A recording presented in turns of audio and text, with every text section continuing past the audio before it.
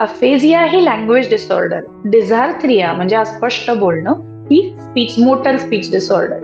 Motor speech disorder डिझार्थ्रियामध्ये काय होतं की आपला मसल विकनेस असतो किंवा आपले मसल्सचं जे कोऑर्डिनेशन असतं, जे आपले नर्व्स करत असतात, ती पण शेवटी आपली नर्व्हस सिस्टमच झाली. सो नर्व्हस सिस्टम आपली सेंट्रल असते आणि पेरिफरल पण असतो. त्या नर्व्हस सिस्टम नुसार आपल्या मसल्सचं कोऑर्डिनेशन कसं होत आहे, आपले मसल्स किती फास्ट हलू शकतात, आपले मसल्स हे किती प्रिसाइजली हलू शकतात, याच्यावरनं डिझार्थ्रिया आणि त्याची सिव्हिरिटी ठरते.